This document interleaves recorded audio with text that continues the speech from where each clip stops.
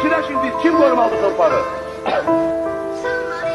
Bütün hamının anası da, başlı da, namusu da, gayreti de bu torpaktır. Bu torpaktan kim kalacak? Merdi meydana kalacak. Mekanın cennet, cennet olsun oğul. Qəbrin nurla, nurla dolsun oğul. Mekanın cennet, cennet olsun oğul. Qəbrin nurla, nurla dolsun oğul. Bugün şehidim köçtü evimizden, itti gözümüzden, ama gitmir kalbimizden. Bugün yine vətən ağlayır.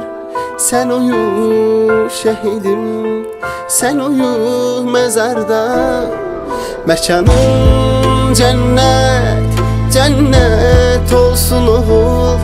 Qəbrin nurla, nurla dolsun oğul. Mekanın cennet, cennet olsun oğul. Qəbrin nurla, nurla dolsun oğul. Ana ağlama, qara bağlama, oğlun şehit oldu. Yarım ağlama, yüreği dağlama, qəbrin nurla doldu. Ana ağlama, qara bağlama, oğlun şehit oldu. Yarım ağlama, yüreği dağlama, qəbrin nurla doldu.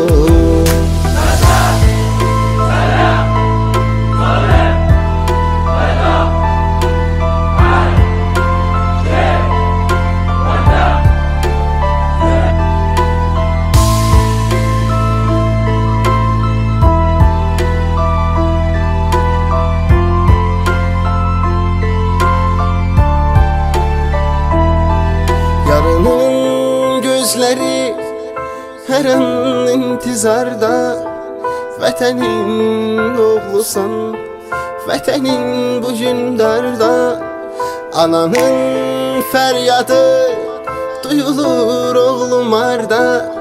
Sen uyu şehidim, sen uyu mezarda.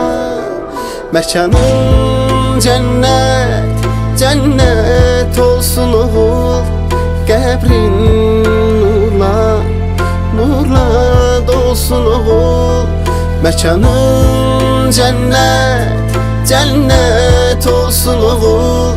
Qəbrin nurla, nurla dolsun oğul.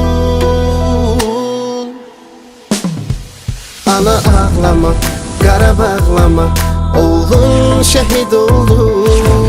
Yarım ağlama, yüreği dağlama, qəbrin nurla doldu. Ana ağlama, qara bağlama, oğlun şehit oldu. Yarım ağlama,